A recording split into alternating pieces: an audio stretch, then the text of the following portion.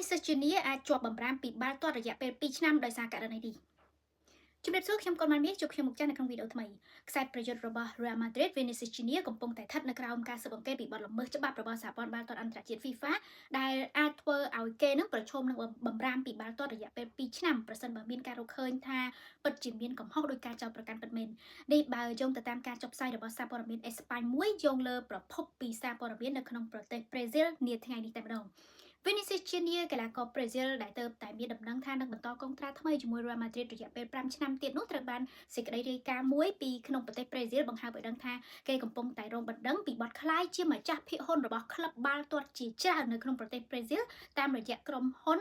All Agenciamento Esportivo ដែលជាក្រុមហ៊ុនមួយគ្រប់គ្រងដោយឪពុករបស់គេការស៊ើបអង្កេតមួយកំពុងតែរៀបចំធ្វើឡើងក្រោយពីម្ចាស់ភាគហ៊ុនរបស់ក្លឹបបាល់ទាត់មួយនៅក្នុងប្រទេសប្រេស៊ីលហ្នឹងគឺបានដាក់ពាក្យបណ្ដឹងទៅកាន់សហព័ន្ធបាល់ទាត់អន្តរជាតិ FIFA ថា Vinicius Junior មានភាគហ៊ុននៅតាមក្លឹបបាល់ទាត់ជាច្រើនដែលប្រើក្រោមឈ្មោះក្រុមហ៊ុនដែលគ្រប់គ្រងដោយឪពុករបស់គេហើយអ្នកប្តឹងហ្នឹងក៏បានទាមទារថា Vinicius Junior គួរតែត្រូវបានផ្អាកពីបាល់ទាត់ក្នុងរយៈពេល2ឆ្នាំ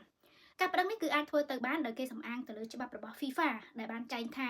រាល់កីឡាករដែលកំពុងតែប្រកបអាជីពគឺมันអាចមានសិទ្ធិគ្រប់គ្រងក្លឹបបាល់ទាត់អាជីពណាមួយបាននោះទេមិនថាក្នុងលក្ខខណ្ឌដោយប្រយោលឬក៏មិនប្រយោលក៏ដោយ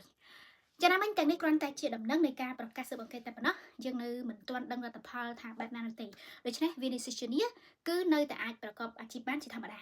អរគុណច្រើនជួបគ្នាបន្តនៅក្នុងវីដេអូក្រោយសូមជម្រាបលា